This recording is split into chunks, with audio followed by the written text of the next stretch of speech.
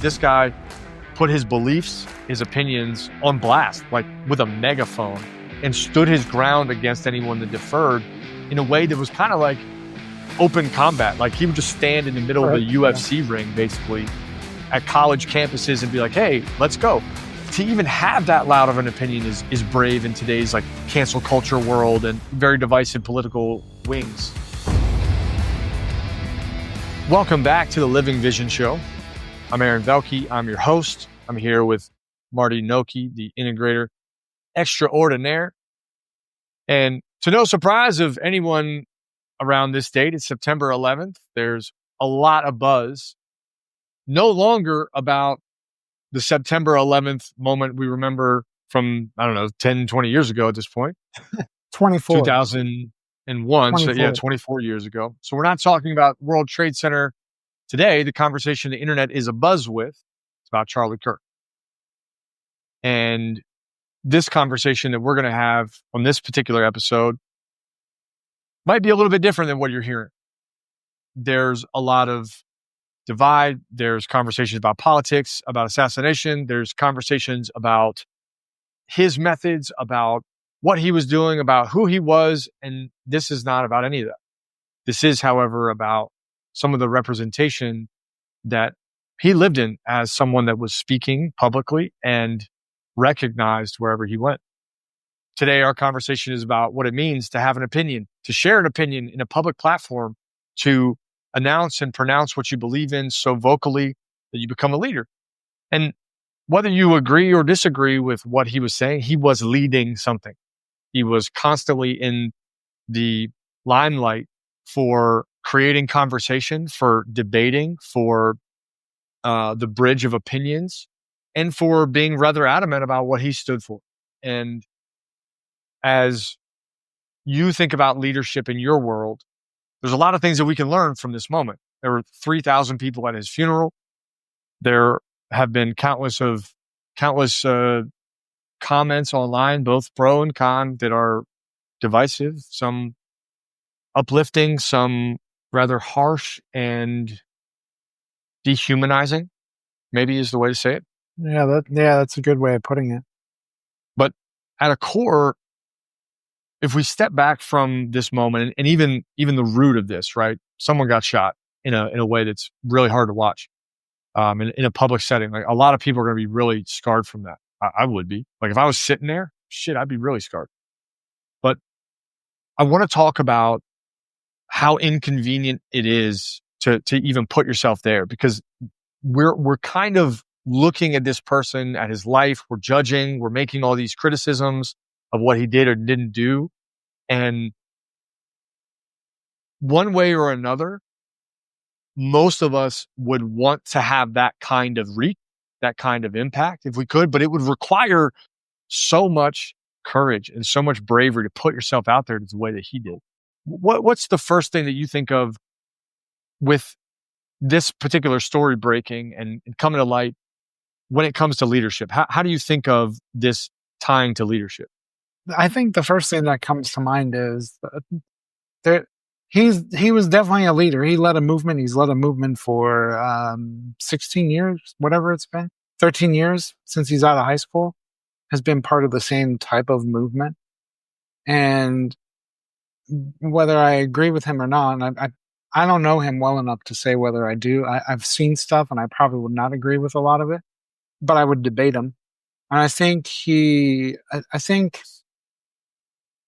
I think it shows just how much there's a lack of leadership anymore in relation to, in the sense, who steps up to kind of bring out the humanity of who we are in a moment like this, to in some ways diffuse the situation, which is what a leader is responsible for. Then how do you diffuse a situation so that this doesn't continue to perpetuate itself?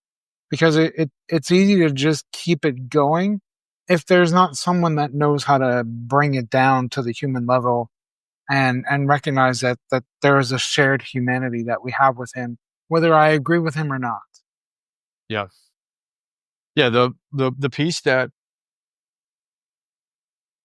is scary to me, and not the kind of scary like oh, I'm worried about my safety. Like not that kind of, the kind of scary that's like, do I really want this? That becomes loud when I think about sharing on a platform like this, right? Now, obviously, well, I mean, who knows?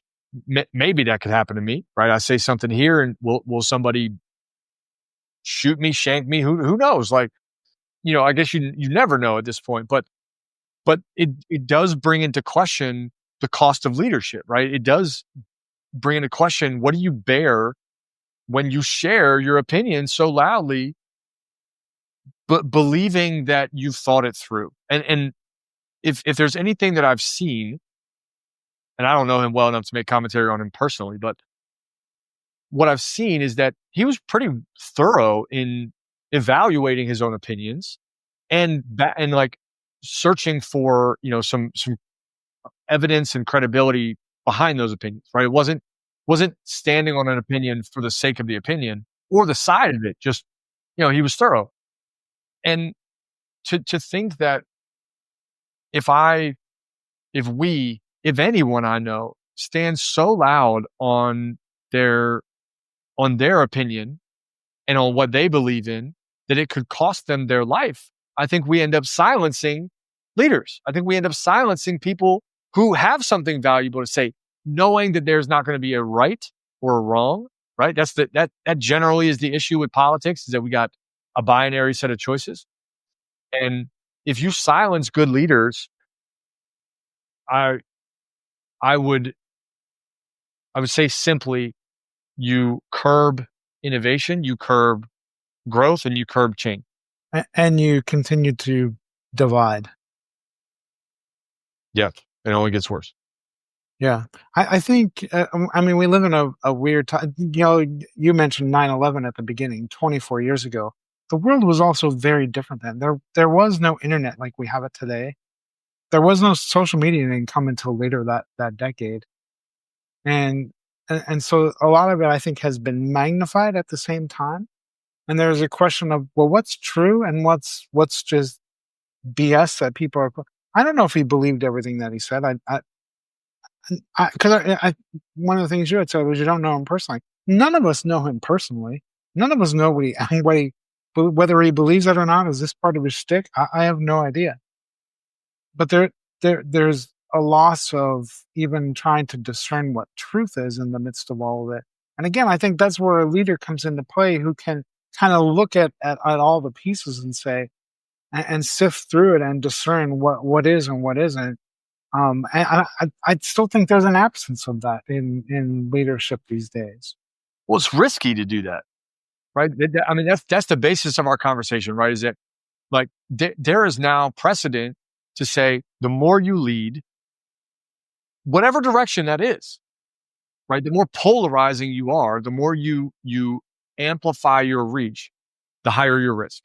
And like I'm all for this like baseline assessment that I think all of us are in business anyway do, right? So the more that I grow financially, the more the business grows financially, the more that the reach grows, the more visibility there is, the better things can be, right? There is a natural betterment that comes when entrepreneurs expand. And then there becomes this space where, if you cross over it, your whole life's public and everyone's at your door, and you make a comment and someone clips the first half of it because it's out of context, and then you get assassinated. Like, what, hold on, man. Like there becomes a real challenge of like, well, why would I want 4 million followers on YouTube? Right? Why would I want that? Because I don't know, does Mr. Beast deal with this? Do artists get death threats? We know that shit happens. And in music, at least, there can be a separation of like, okay, you're an artist and you say these things. I mean, I remember this was around 2001, like when Eminem was blowing up and becoming really popular as a rapper. I mean, he was getting blasted with all kinds of stuff. To think about him being assassinated it seems very far-fetched because he's a musician, right? But this is a business guy. This is a guy sharing on political platforms. Like, at what point do these things just get blurry anyway? And then anybody's at risk when they have a platform. Yeah. Yeah, and I would find it hard to believe that he wasn't aware that he's had death threats. I would find it very hard to believe that there weren't death threats on this guy before. Yes. And which is why he has security around him all the time.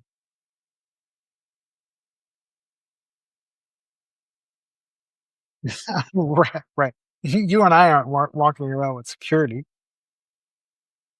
No, not yet, right. I don't think people realize most people do not realize what it's like to be a public figure who is a leader. And the challenge and everything that comes with that, because everything you say is scrutinized, whether you like it or not, whether they agree. And I know that as a preacher, that you were constantly under the microscope. The guy was constantly under the microscope for what he said. Like, he recorded 2 podcasts a day, every day. He was doing that. So like everything was out there. Dude, we're about, I just learned this the other day, we're about to cross episode 100. Yeah. And he like, that's was super doing cool. 2 a day.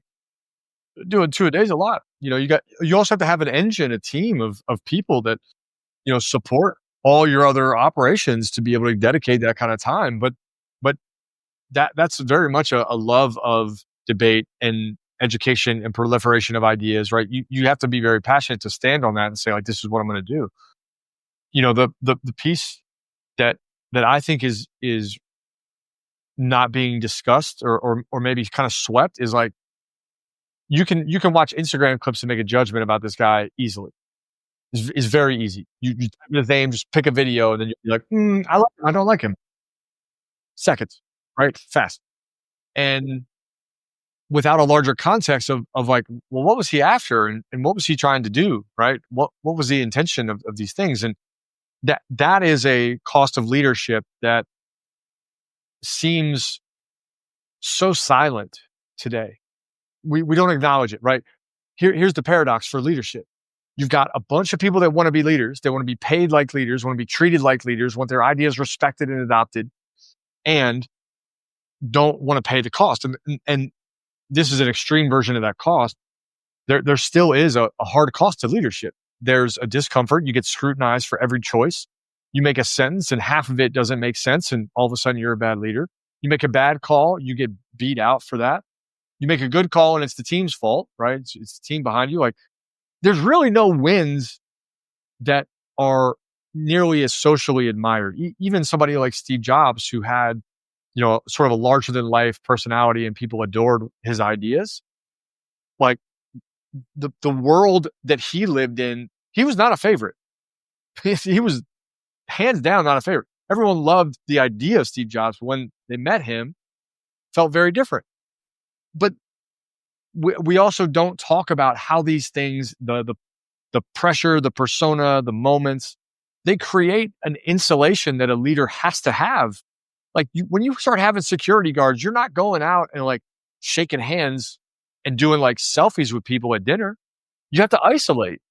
Right, you're not going to the local burger joint without security around you. No, you Uber Eats it. You stay at your house, right? You stay with your family. Like, you don't go out because you know that there's a risk. And anyone with any kind of fame, like, this is why basketball players and baseball players, they know to stay at home. Party with your friends at your house. Don't go out. There's very little to gain. And this idea of further isolating leaders is now front and center with this, because as this man climbed in the idea of his own brand and his own, stance, it just created more and more public tension. Yeah, and obviously I don't know how he handled that, how he dealt with that. I do think that what came to mind while you were speaking was there are a lot of people that want to be leaders, but don't want the responsibility that comes with being a leader. They just want to have the voice. They want to have the followers online. The they power want to of have it, the power. Yeah, it's more that's about the optics of it, really. Yes, yeah, it's more about going after the power than it is about the response. Leadership has a lot of responsibility that comes with it, and That's the piece that's often missing, I think. There's a responsibility for everything that comes out of your mouth when you're a leader. Everything. Yeah, the piece that I want people to take into account here and now. So set everything about Kirk aside. There was a person who decided to stand for what he believed in and then got shot. And from a macro perspective, that's a dangerous trend. Right? It's the trend line that is the problem. Not like, and as a dad, like I feel for his family. Like as a business owner, I feel for the team around him. Like where does that all go now? Right? It's gone.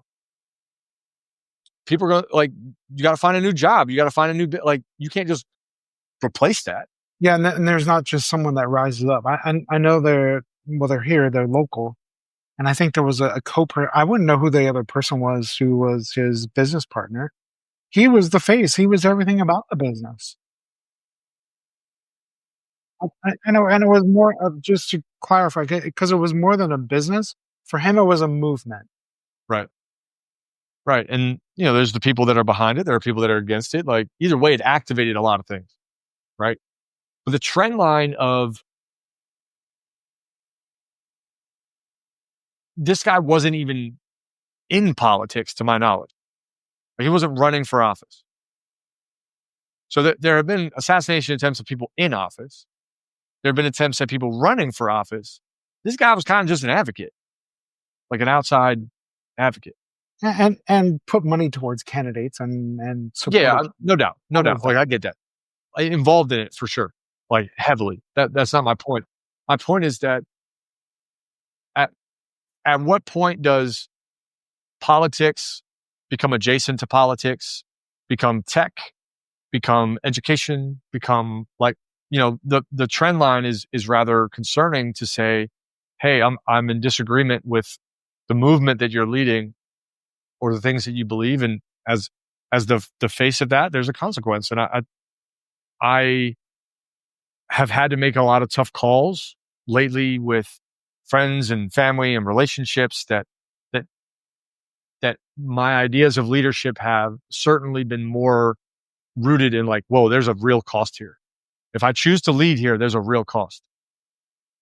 But I because of this, I am second guessing like, man, if I really want to grow and I really want to take stuff on, is that worth the risk? Is it really worth being that loud? Is it worth being that committed to my beliefs? Wouldn't I just fold and change and adapt to protect myself and any of my interests and any of the people I care for? Like, again, the risk just seems high.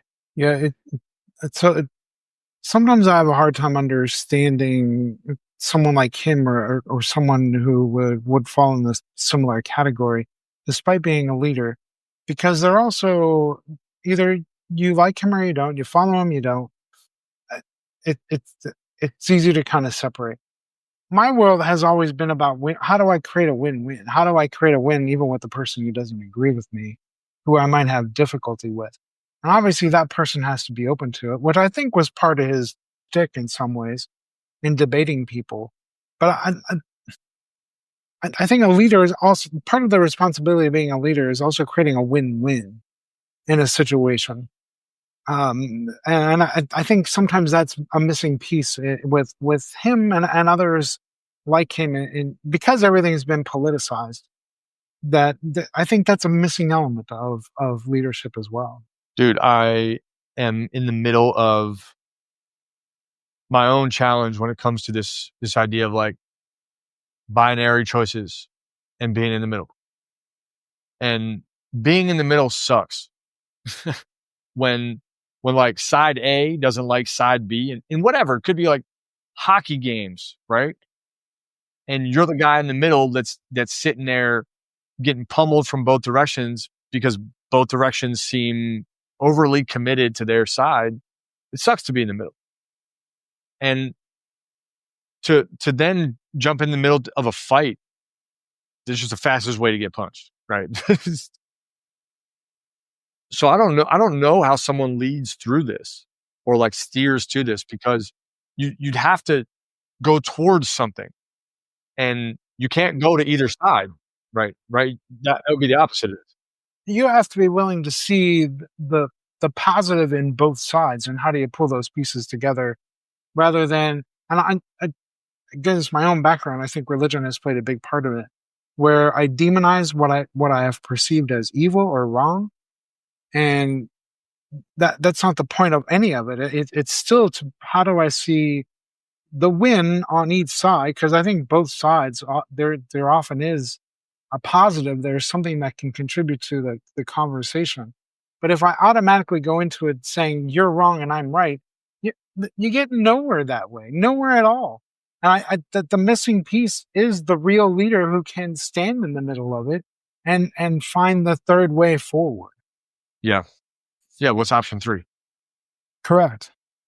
I empathize with, a family that is going through that. I think they were there too, which is really fucking hard.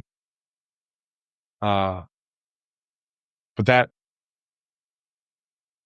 I don't know, maybe the thing that bothers me the most is like, this guy wasn't even, he's sitting in a chair with a microphone. Like, I know this maybe is turning this moment into like my own self-reflection, but I've sat outside, I've sat on panels, I've sat sharing my opinions with a microphone. Again, at what point is the trend line like, dude, what are we just clapping people that share their opinions on microphones? Like, what are we doing here? So there's and you'll I probably hear this about whoever the person is that had shot him. The way we respond to someone who does something like that will automatically make them into a monster. They're a cold-blooded killer, and all those things may be true.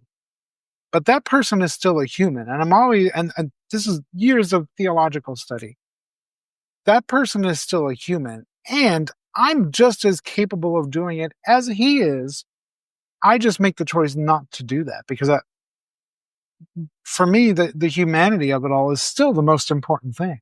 Well, that is at a core, that's leadership, right? The ability to pull the humanity into one space and find the Venn diagram overlapping pieces of the circle. Anyone that is from a Judeo-Christian background, the core belief is that I'm born in the image and likeness of God. It's the very first book of the Bible. If that's the core belief, then you have to be willing to sit with the tension of disagreeing, murder, all these things, and recognize that underneath all of it all is a human being. And underneath of it, that human, I am just as capable as a human being as they are of doing this. And that's the fragility of being human, but that's also the shared humanity that we have. I don't know what to say about the situation that can be universal, right? Other than to make a demarcation of leadership. We can get into the specifics of this. We could talk about him. We can talk about what he stood for, but the conversation steers into division no matter where you go there. Like, no matter where you go, it steers into division. And the hardest thing to do in any kind of leadership situation, and I have zero experience navigating this difficult of a leadership situation, but any leadership situation where there's conflict and you step in, this could be 2 employees fighting. This could be, there's a car accident in the parking lot and somebody wants to sue you and you're the business owner that you own the lot, right? Like, any kind of conflict where you're stepping in as a third party requires a tremendous amount of slow, patient, deliberate decision-making and a tremendous amount of listening. And know thyself. You need to know yourself. And you better know who you are for sure. Because and you've got to be able to zoom out, right? You really have to be able to assess holistically, not just compartmentalize. And what I find to be most difficult in those moments is to not be swayed by what's being said once you make a choice. So there's like a moment to lead, when two people are conflicted, two employees get in a fight, you got to like step in. Then you have to make a leadership call, and one of them, if not both of them, are going to be upset with whatever choice you make. So then you got to deal with the fallout of, well, I don't like you and you didn't choose my side and blah, blah, blah. Like, there is no glory in that leadership position. None. Correct. And yet, one, we need a lot of that, I think, in general. There's no upside. There's no upside to the actual cost of leadership. There's no like, well, I love this guy because he made every choice correctly. We live in a very visible time where if you choose to be a leader, if you choose to be a personality, if you choose to like get out of the bounds of like normal, man, you better know thyself, to your point, but also you better be ready for intense scrutiny. Yeah, and I obviously my life had been about leading communities, so I was always mindful of, well, what's the reaction of this community going to be when I do X, whatever that was. I remember having to fire someone and wondering that, because then as a leader, that person can go and say whatever the hell they want about you, about the situation. And as a leader, I have to be quiet I can't say anything. Legally, I can't say anything about that situation beyond that. All you could do at that moment is listen to what comes your way and live with the choice you made. But you still had to make the choice. Yeah. I mean, yeah, there's no way to avoid the choice, right? The only way out is through in that case. What I can respect about this situation, him not knowing a tremendous amount about the politics of it and not wanting to, like, how I feel about college, probably about the same. Like, that seems like a phenomenal, colossal failed investment strategy. But do I agree with all of him? Like, probably not. Okay.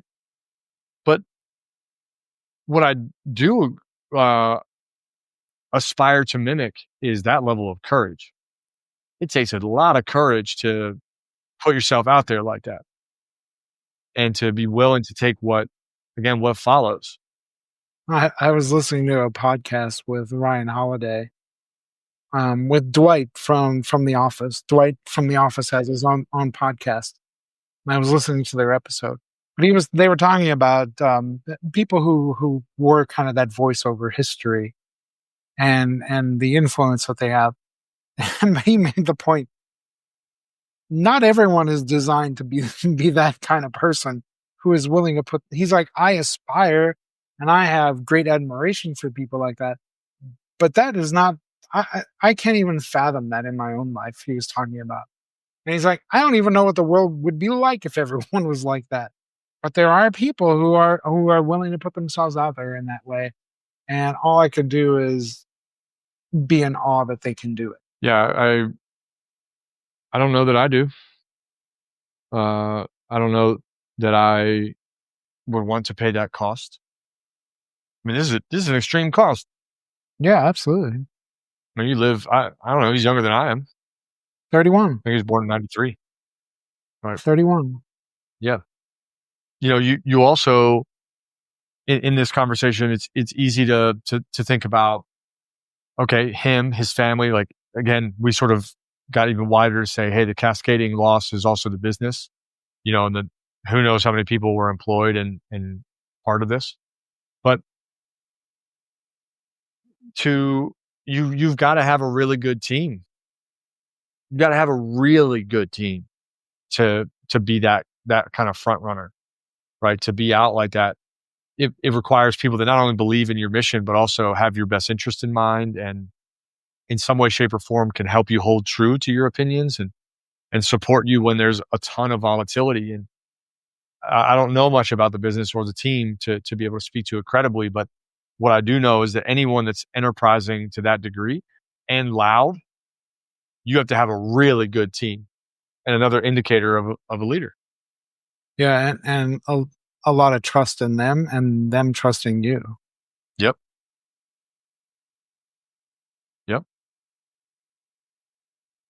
Yeah, am watching and listening for what people are talking about. And it's unfortunate because it's entertaining. It's like incredibly entertaining to watch this monstrosity of commentary just expand unnecessarily, right? So there's the commentary on it, and there's the commentary on the commentary, then there's commentary thematically on the commentary that just divided people. Then there's like left, right commentary, then there's middle ground. It's nuts, right? It's overwhelming. It is the internet right now. And my biggest challenge in moments like this is not disengaging. That's actually very easy for me to be like, this is stupid. I'm not I'm not listening to this.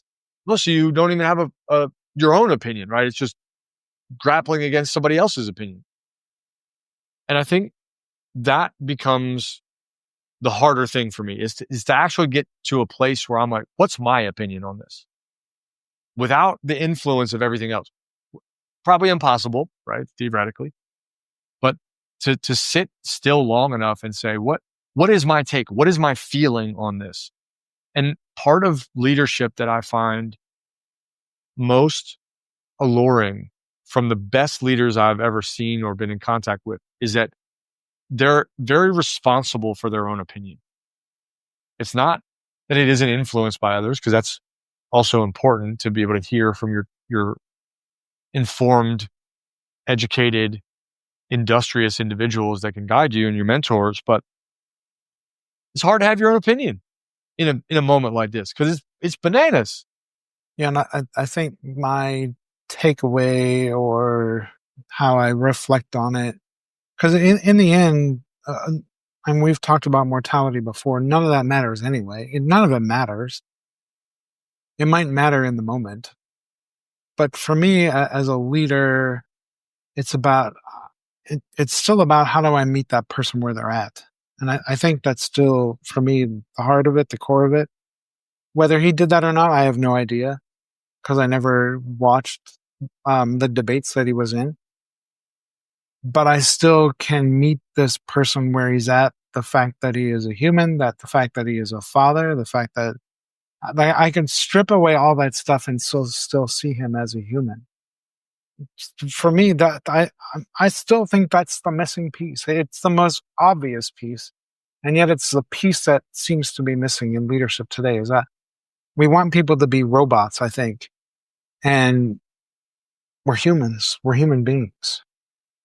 So the way I would define that is there's a complexity to being human that gets stripped in moments like this. And we don't, because we don't like the complex. Yeah. So the complexity is this. That person can have a completely divided opinion of me or of you or of anyone else. And if you sat him next to me, would I fight him? No. We could probably talk about football or something else we have in common. But when we isolate a person to a singular and expressive definition, we end up naturally dehumanizing them. Like, I have opinions about stuff that you probably disagree with. You got opinions about stuff that I disagree with. I'd say that what makes us good business partners is that we have a lot of shared opinion. And if we agreed on everything, we'd be very bad business partners. So I think in longer term relationships, business, romantic, family, all of these longer term structures, you kind of learn what is necessary to keep from big divisions. And they still can happen. I'm navigating that. It also forces, like, the only way to bridge that is to humanize things again. Yeah. And this is probably number one thing I learned when I was ordained a priest. And I had to go through this coaching program at the time, but I'll never forget it. I wish I remember the name of the book, but I don't remember it. We had to read this book, and it was all about how do you as a leader level the playing field. People cannot be on the football field and the baseball field. It does not work. It's your responsibility as a leader to level the playing field and make sure everyone's playing on the same field and communicating. Well, you know this from playing soccer. You have to be able to communicate even when you're not communicating. Yeah, any team It's game is probably like that. it's the one takeaway I that I took back then, and it's something that has stuck with me. I still think it comes down to that shared humanity. You all have to be on the same playing field in order for it to work. Yeah, I think there's a skill in that you got to build. Like it's hard to do that, honestly.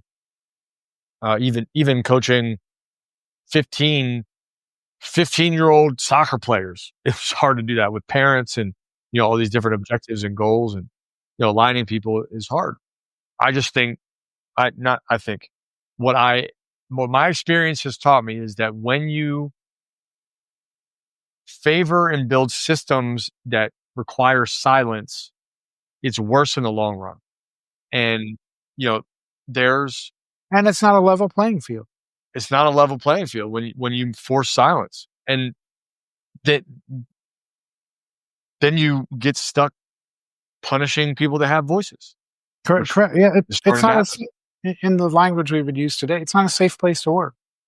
No, no. Yeah, I mean, everybody on that guy's security detail right now is probably like, "Oh shit!" Like, Correct. I'm not defending you from college kids. I'm defending you from rifles, right? Like that has to go through your head when you're the big burly guy in front of undergrads who are mad because he's making some comment, and now there's a fucking rifle. Very different. Uh, but I think the idea of there's a cost to leadership that's important. You got to be able to like find the middle ground is important. We also need to make sure that what's being talked about is that silence is worse. That if you just have silent leaders that sit back passively, it's way worse. There's just way more chaos. Take a group of kindergartners and take the teacher out of the room. That room's going to be torn to shreds, man. There's not going to be any sense made in that room. And it's a gross over exaggeration, but emotional moments like this that create a lot of turbulence, it's no different than having a bunch of emotional kindergarten kids. No different. Angry people storming around, keyboard ninja writing. Okay. Correct. And in the absence of a leader, it becomes a vacuum. That the person you don't want to be a leader will be the leader. Right. The loud, Correct. aggressive. Correct. Yeah. Yeah. It sort of becomes rather than a meritocracy, it becomes a mutiny. A survival of the fittest. That's what that's what it becomes. But most people favor someone loud and assertive over someone thoughtful and well defined, right? Because that's what we've painted as what a leader is. A leader is loud and assertive and strong and masculine, quote unquote, without really knowing what the fuck that means. Right. But moments like this, you don't want someone super loud and assertive because they'll make it worse. Correct. They're better to, yeah, we could talk about that all day. It has to be the person that can look at the complexity of the whole thing, look at all the pieces, not run their mouth, but look at all the pieces, discern it, and decide how do we move forward. Yeah. But if it's react to it, you're only perpetuating the problem. Well, here's what I know. I know that when companies have teams that have a voice, right, that aren't forced to stay silent, when a leader is open, there's a tremendous benefit. There's better knowledge sharing, there's better innovation, there's better organizational efficiency, like all the buzzy things that people talk about happens when a leader can listen and create a space where someone is safe. I think the challenge is, one, getting a leader skilled enough to do that. And then two, someone brave enough to bear the consequence and the cost of leadership. Because you can bear the cost of it, but if you don't have the skill, you got a problem. And if you have the skill, but you're not brave enough or courageous enough to step in and say, okay, I'm going to do this thing, then I think you're also in trouble. And most leaders will not be in a situation like Charlie Kirk. They just won't. You just won't. No, that's extreme. But that doesn't mean you're not. He's the extreme version of that. Yeah. So the what you're speaking about applies everywhere, but it doesn't. It doesn't. It also doesn't come with the threat that came with him. More than likely. Yeah. Yeah. I was reading something. It was a Harvard Business Review. They had an article, something like, business is better when employees speak up, something like that, or culture is better when people speak up. And the idea, the basis of it was psychological safety, right? And what that points to metric wise is like lower turnover and more engagement, and probably team People show performance. up. They show Yeah, up for people like that. they do their thing better, whatever their thing is. They do it better collectively when you have psychological safety. And this assassination has certainly caused me to reflect a little bit on how do I create more psychological safety if I'm at higher risk. That's a leadership quandary that is very hard to unpack succinctly. But if we're going to empower more people to become leaders, we have to recognize that we're asking them to step into a double-edged sword. You're going to get the responsibility of making people feel safe while your own safety is diminished. That's a crazy job offer. And yet, if we really want good leaders, we need people to take that job. We need people to step into that role. But that is quite a quandary, man. That is a really hard thing to be like, yeah, I'll trade. Sure. That makes a lot of sense. Yeah. Less safety for me, more for everybody else. Perfect. It's still know thyself. I think that's a big part of it. You have to recognize if you allow a space like that, you have to be aware of your own insecurities. You have to be aware of when your own beliefs will be challenged.